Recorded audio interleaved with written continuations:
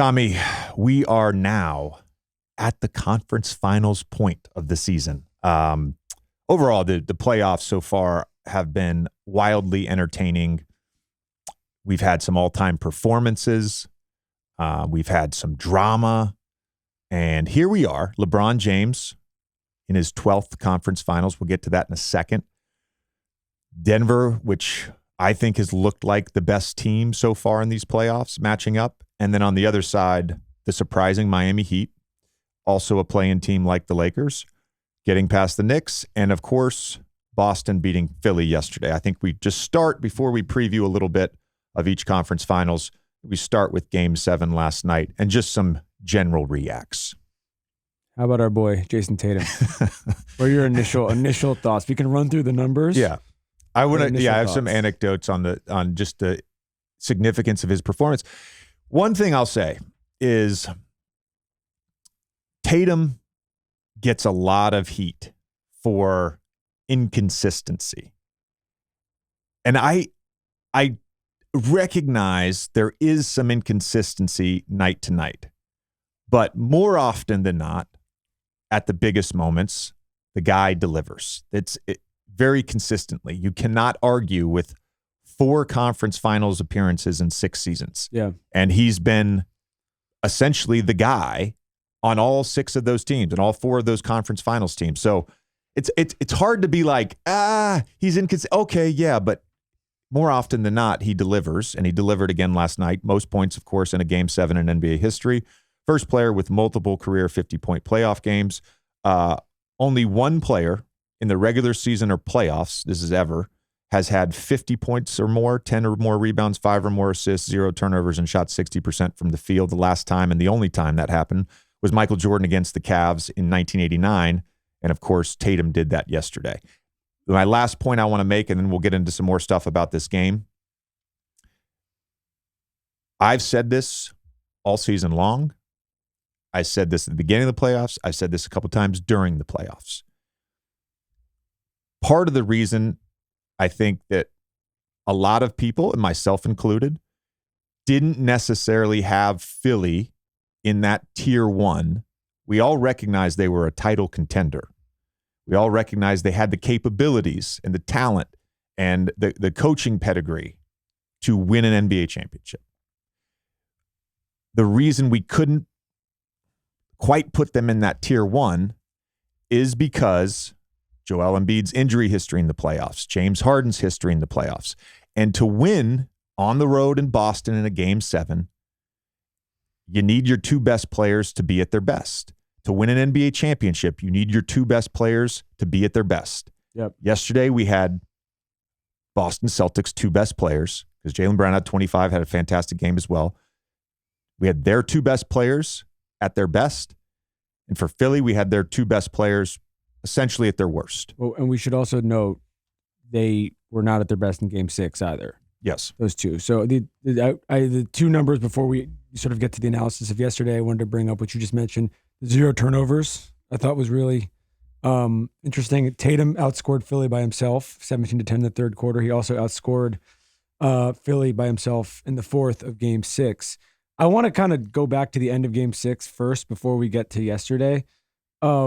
You've been in that spot before where you've just had these terrible shooting nights, and you're just like, it feels like nothing is going to go in, and you could sort of see, the kind of stress and pressure kind of like crescendoing onto him in the third quarter when he was 1 of 7 or 1 of 8 or whatever it is.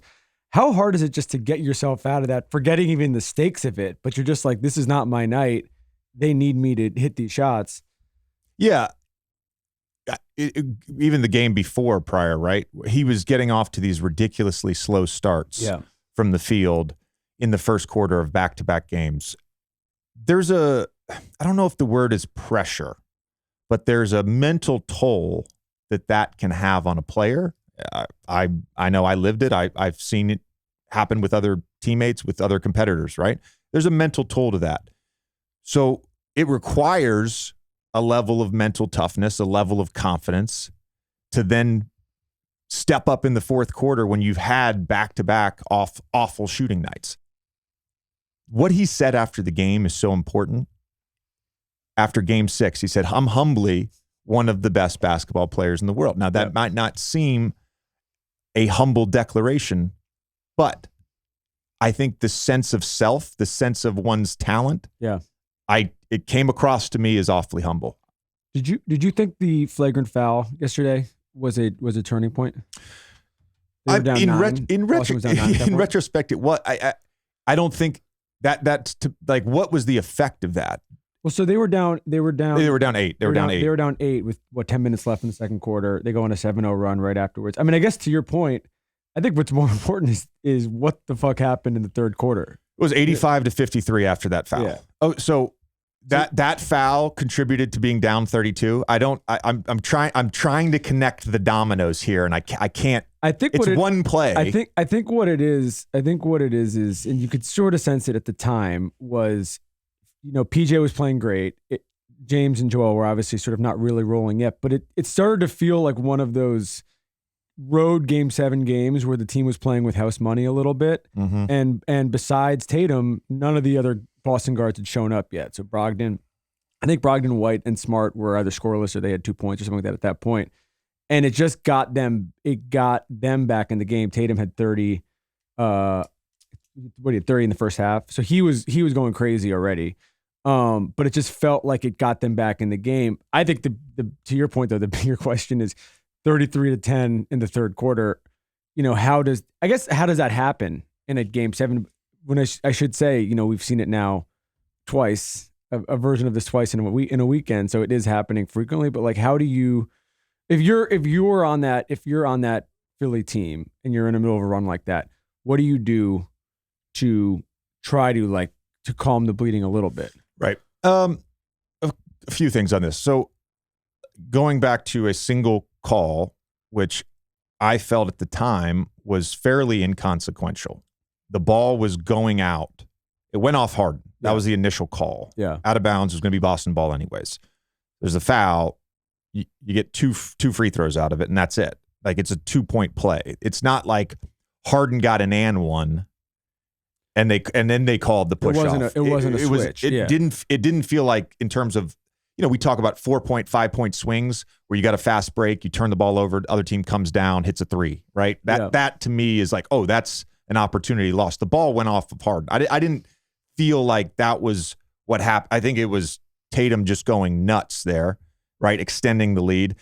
The other point, I'll get to the third quarter in a second, but the other point was Al Horford's defense. So Al Horford, when he was the primary defender on Embiid yesterday, Embiid was 3 for 16. I'm going to say that again. Al Horford's defense was as much a part of this game as Jaylen Brown's performance or Tatum's performance. The other point about Embiid was they involved him a lot and they tried to get switches. Tatum yesterday with Embiid guarding him was 5 for 7, 3 of 3 on threes. That really showed up, especially in the second half when they went more so into switching than they did just the straight drop coverage, which Tatum was having a lot of success on in the first half. Sixers offense in the third quarter, 10 points, as you mentioned, 3 for 21 from the field, 2 for 13 on threes, 1 for 8 on twos. I don't know that any of that offense had anything to do with James Harden's flagrant foul. That's my point. That's my point. So you have to look at the shot making from Tatum and Brown. You have to look at the defense from Horford and company. You have to also consider, I brought this up in the Knicks Heat game on Friday night. Doc used to always talk about this, right? The idea you're in a tug of war, letting go of the rope. And I thought, and I pointed this out during the game on Friday, I thought Jalen Brunson in particular refused to let go of the rope. The Knicks themselves, gross offense outside of Brunson, but they fought their asses off. At no point in that game did they let go of the rope. Yeah. In that third quarter, Philly let go of the rope. And some of that is, we've mentioned this before, some of that is just the human nature of not making shots on one end and then Tatum going crazy on the other end. I brought it up recently with Steph Curry and being a part in those games of some of those runs that he goes on.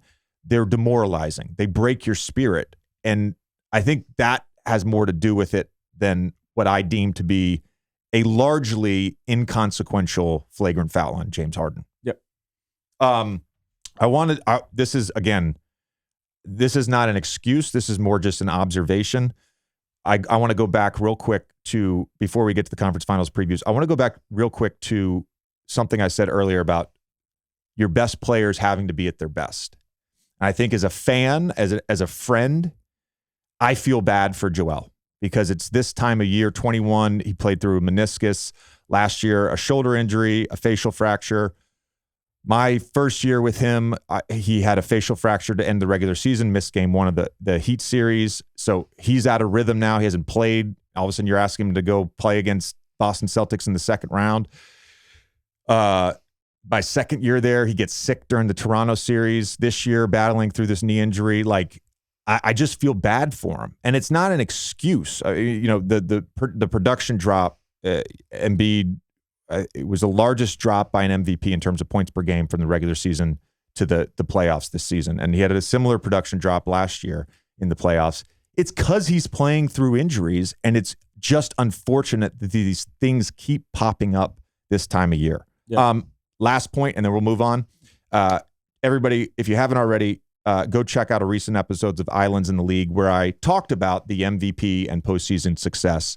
And I feel like a narrative talking point for a lot of people this season, in particular with Jokic, was, well, he hasn't won in the playoffs. How do we keep voting him MVP? The MVP is a regular season award. I'll reiterate that. And I brought this up on the Islands in the League episode. Prior to this season, in the last 30 years, there's been 8 times where the MVP has also won an NBA title. 8 times. And there's been 6 players because 2 of those were Jordan and LeBron. So there's been 6 players in the last 30 years. It's now 31 years. 8 MVPs have won the title in 31 years. The last person to do it was Steph in 2015.